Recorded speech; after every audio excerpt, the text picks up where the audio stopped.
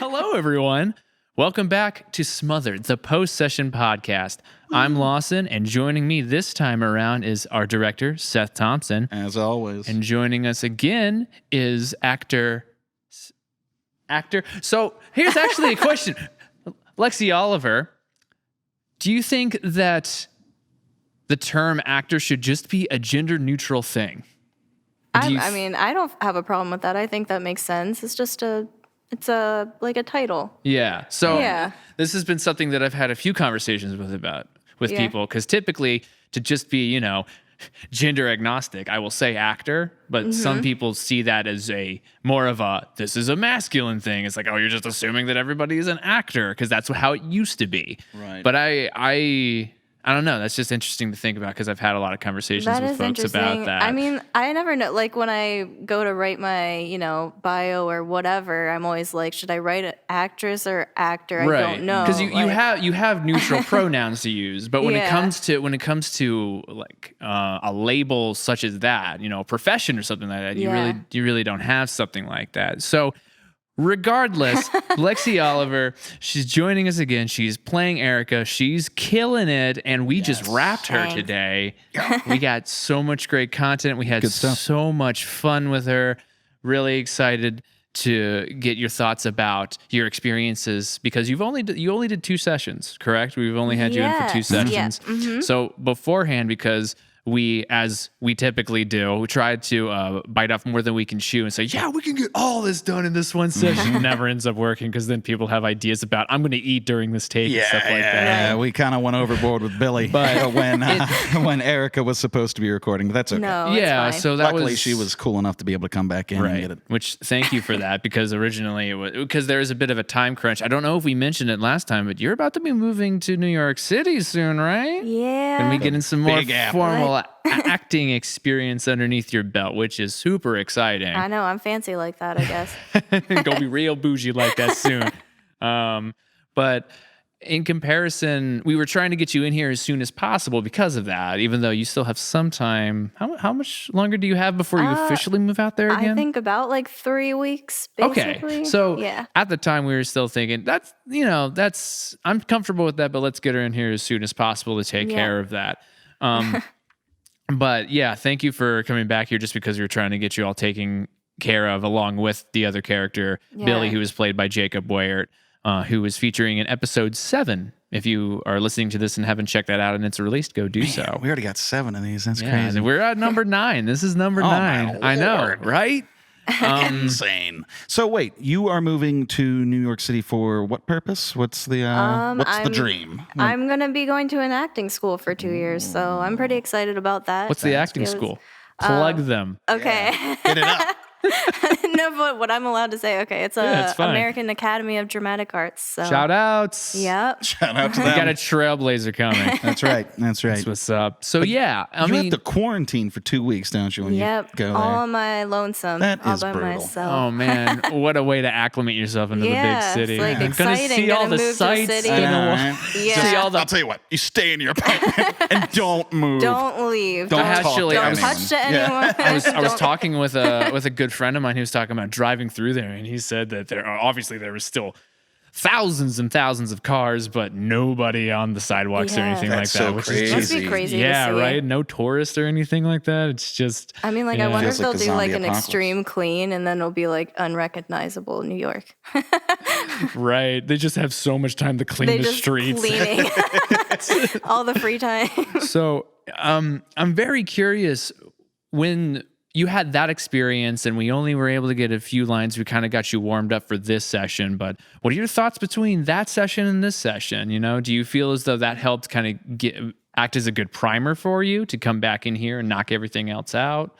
I don't know if I would say a good primer exactly, but it did. The first session helped me kind of establish my character a little better, so that it was easier to understand how she would say certain lines the second time around, and maybe go through them a little bit quicker than I would have the first time. Maybe. Right. Yeah. For sure. It kind of gave you the feeling of the character. You were able to explore the character a little bit, and then you came back and you had a strong foundation for the character second time around. And of course, just being used to hearing your own voice is it's better the It second does. time. It really does. You go, all right, that's what I'm doing. That's how I sound. Ooh. That's what I sound like. Okay. Yeah. Also, This session was cool too because we got to last time. We worked with Jacob for longer than expected, so we had a chance to have fun. We had a chance to play around with Billy and figure out different things and make it more of a rounded character, even though he's a smaller character. But that's what we had a chance to do tonight. So we had a lot of fun tonight, and I think it's going to come across when you guys hear the actual show.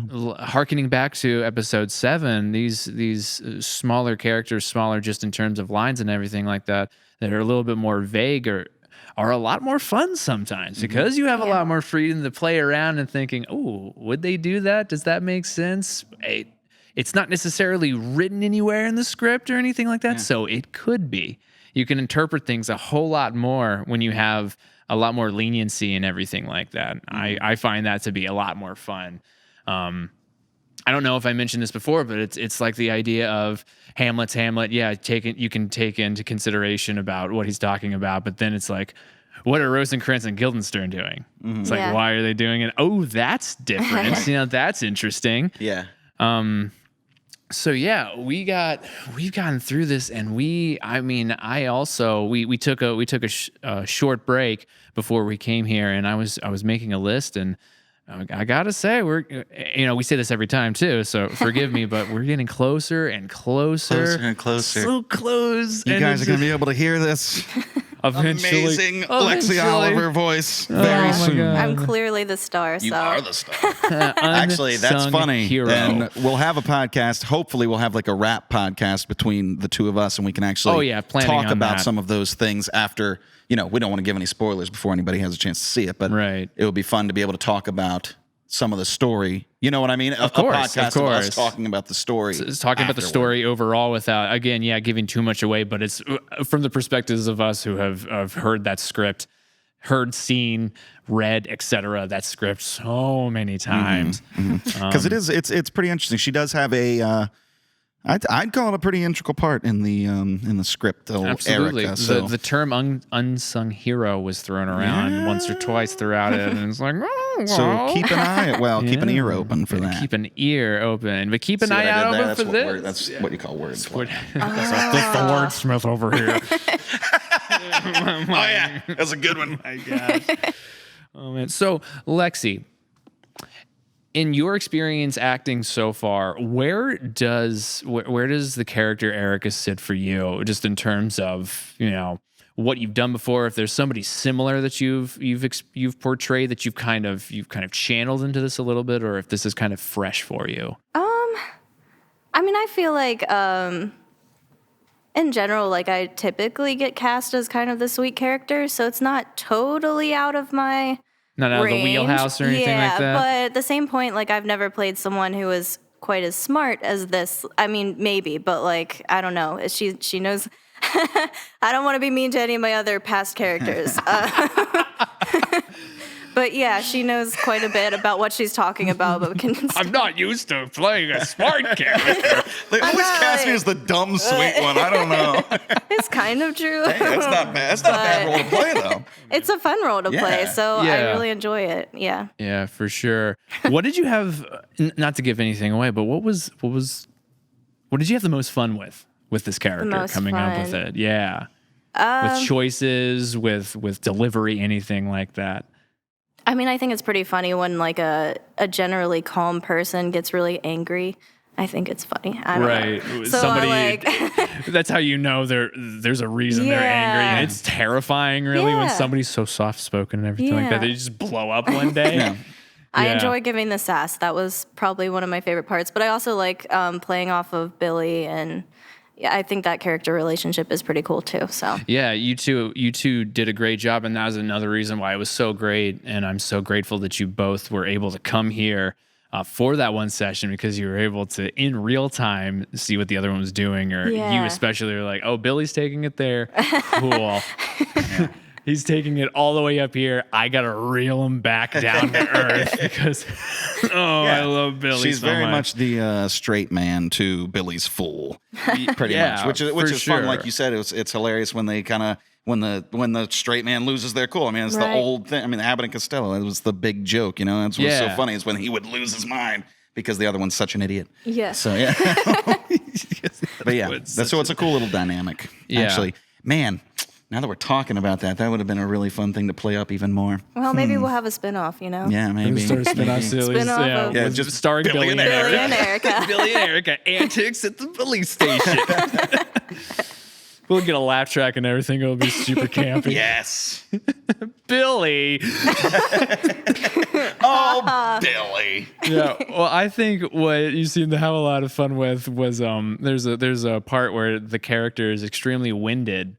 Oh yeah, I don't know how I forgot about that part, but that was you gotta get you breathing really heavy. Gotta get you winded. You have the back joke going back kind and of forth. trying to jog while like trying not to knock the mic over was pretty fun. I'm not on a treadmill. How do I do that? What was that? What was that you said? Like, I'm not a freaking crab. I can't look. What am I, a crab? I basically did just a side to side run. And then right after that, you're like, oh, wait, I can. I can do that. That's possible for a human to do. Who knew? So, do you feel as though your character is, not to give too much away, but there's this feeling, and we had a little bit of dialogue about it, where do you feel as though subtly your character is very down to earth versus everybody else in this? Would you say that your character is down to earth? What would you define as down to earth? What do you think? So when I say that, I mean they looking past logistics or not getting fixated on certain things for the wrong reason or to make it as an excuse. Yeah. I think her sense of like what is good and right is very clear to her. Yeah. Strong sense of morality. Good and wrong. Wrong and bad right. And wrong. There we go. Bad and wrong. They understand. Bad, wrong, good stuff. Whatever the opposite of good is, you know. Neutral, moral gray area. I don't know. Yeah, but she's able to see like this is what's right. Nothing else is gonna cloud my judgment, I think. Mm-hmm. A balanced person. Yeah, she'd but be a in the same Hufflepuff. sense, she's very forgiving. Like it's not like a, you know, like I feel like sometimes when you say, oh, they're like really, you know, trying to be good all the time, it's kind of like compensating for something.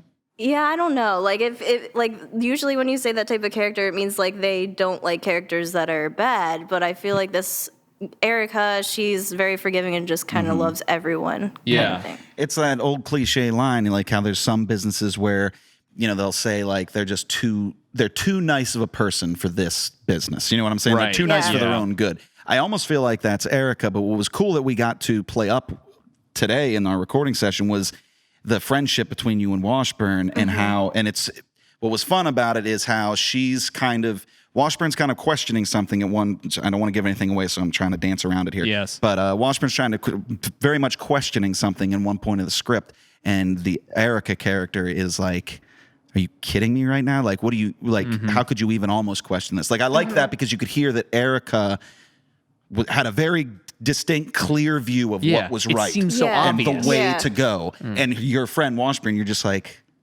why aren't you getting this right now? Like, and we talked about that, like Washburn being just so tired and beaten down, like maybe that she was, you know, she was different than you've seen her in the past. So it was just a cool little dynamic. There was that, I don't know if Seth, you had said that note. It was something that was in my mind while getting this specific line that I'm thinking of.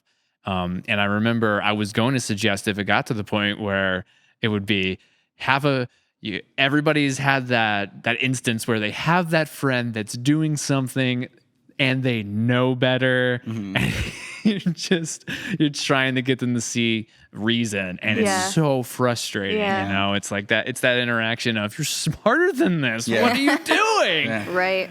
But yeah, just given circumstances or where people are in life, sometimes people lose that. And I think Erica is a profound, not only person and integral part in the story itself, but also just as an example of how a friend should conduct themselves to another friend when they're facing hardship, which I think is a great lesson for your character specifically, outside of just the grand scheme of all the themes and everything like that. How do you think Erica got to where she is in this story? What do you think she was doing beforehand? Oh wow! Give the viewers and the listeners a taste of what to expect from this character, just off of past. I don't know. Just like maybe before she got the position. I probably should have thought a lot more about, but I haven't. Yikes! Please cast me again. No, I'm just kidding. I swear I'll do my homework next time. Deleting number out of phone. No. I don't know. Like, I guess I feel like she's someone that wants to keep trying to investigate even when it's basically closed, obviously. I mean, like I feel like she was probably fixating on this case or on like all the past cases she's done is probably she just gets really into her work. Mm-hmm. I don't know. I think she's a very...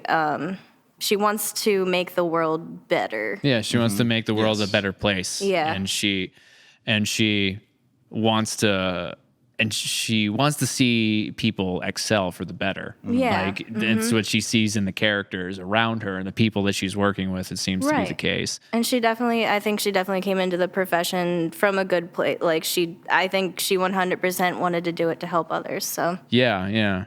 Without any other ulterior motives or anything like that. For sure.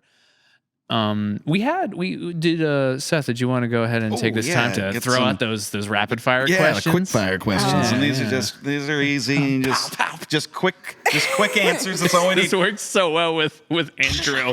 Yeah. It really worked Shout well out with to Andrew. Love you, dog. Anyway, okay. So, number one, and this is just all this is so our audience can learn about our great actors here and have a chance just to, they can relate, So, right. what is number one? What is your favorite movie? My favorite movie. So it still is. It's a hard question for me. I mean, I've had to answer it before. So I will say it was hard then. It's not that original. It hasn't gotten easier. It hasn't gotten any easier with age. Oh God. So should we say if it's too difficult, default to a top 3? Yes. Yeah. Okay. Well, I mean, like for nostalgic reasons, I always liked X-Men. So I know nobody. They're like, but I don't know if they're anyone's favorites, but like you're talking about a series. Oh, okay. I like them in general. I mean, probably X-Men First Class, in my opinion, was one of the best ones. That was really good. Solid. I really like that. Yeah. Fassbender as Magneto was extraordinary. Yes. Yeah, so I'll go with that Chef's one. That'll kiss. be my answer. I like that. Have you seen on YouTube, there's actually like a fan-made like mini movie of Gambit, the X-Men character Gambit? I did not know that. It's so good. Eric Roberts plays the villain. Was that they were going to do a full-fledged movie at one point, so was that in response to that? I think so, because they canceled that movie completely, but it wasn't like Channing Tatum's not, like he was supposed to be Gambit in the movie. Yeah. It's not that. It's like some unknown dude, but like you can tell this guy's got like martial arts training or something, because really the fighting is, you should, I'll send you a link. Yeah, it's amazing. I didn't know about that either, and that's my favorite X-Men right there. That's my favorite X-Men too. Mine's Nightcrawler. So. Oh, Nightcrawler's cool too. I really very like Nightcrawler. Solid answer.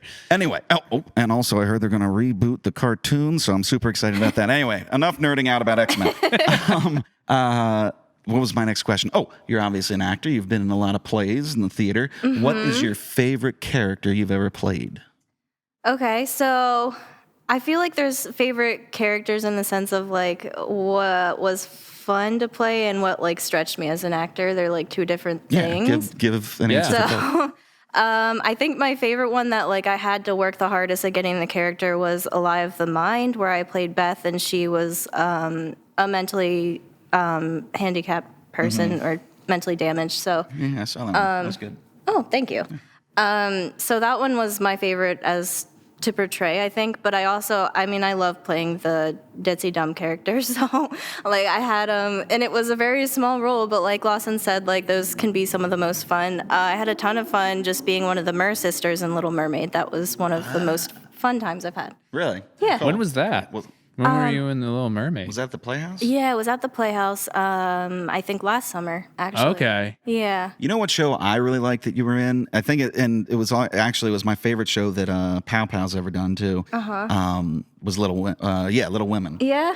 That was my first role on the big stage. That was my first role. Well, it was a perfect character for you to play at that time because you were so like just sweet and innocent. It was heartbreaking what happens to you in that show. Like it was so sad. For clarification, by the Thank way, you. Pow Pow is a fellow actress that we've worked with before. See, I just defaulted to the female actress before. Actor, a fellow performer that we've worked with before. Paola. Paola. Yeah. We love her, by the way, and I miss you. Shout out. I miss you, Pow Pow. Shout out to Pow Pow.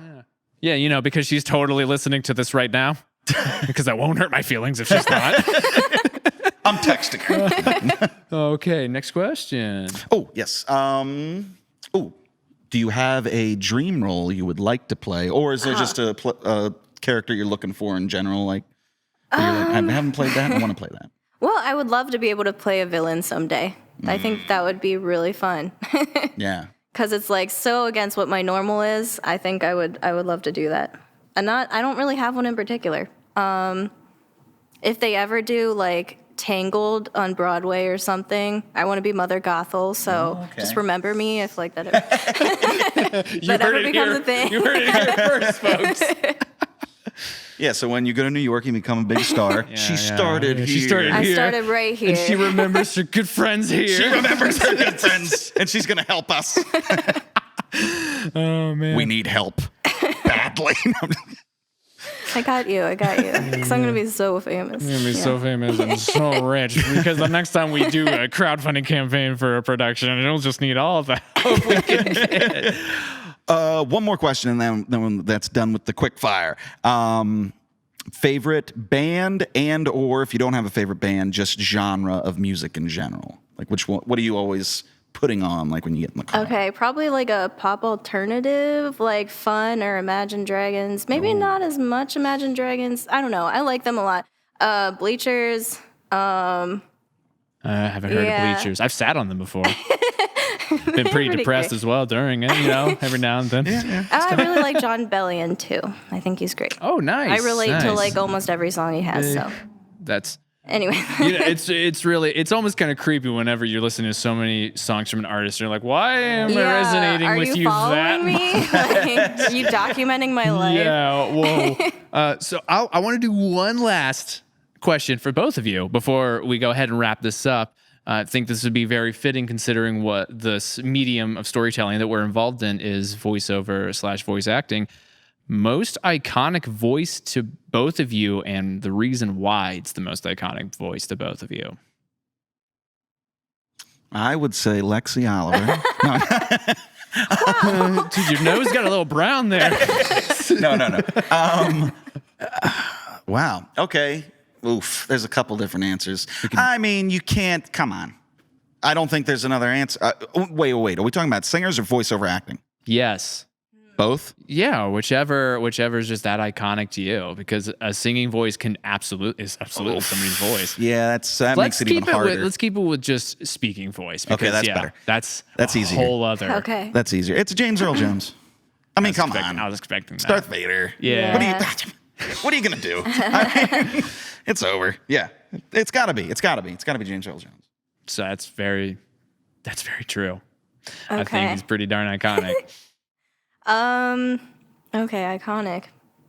I mean, I'm kicking myself for not remembering his actual name, but the guy who plays Kronk in Emperor's New Groove. Patrick Warburton. That's what it is. Love him. Yes, he played he Brock has Sampson. Yeah. Such an iconic voice. Love him. Oh man, what a great answer.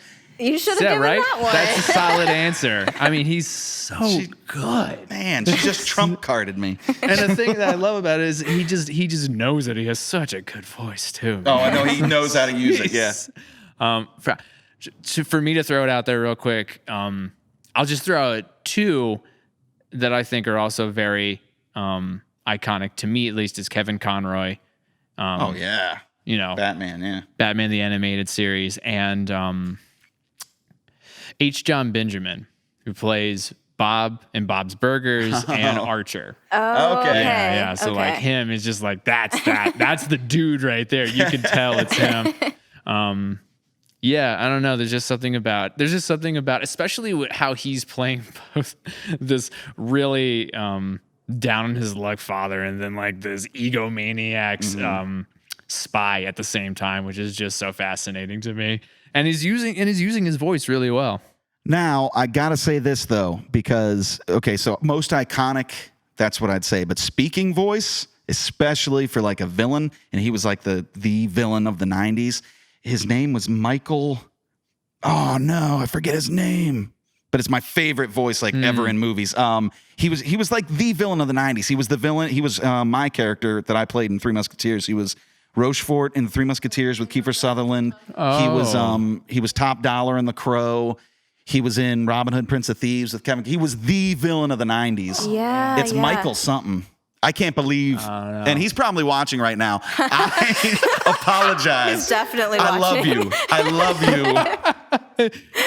I hope he's watching, and I hope he's writing a comment right now. We're going to get the name, and I'm going to apologize on the next episode of this. But great, I forgot that name. We're going to go ahead and wrap this up. Thank you both so much for being here. Thank you all for listening and or watching. Thank you both for answering those questions at the end of this.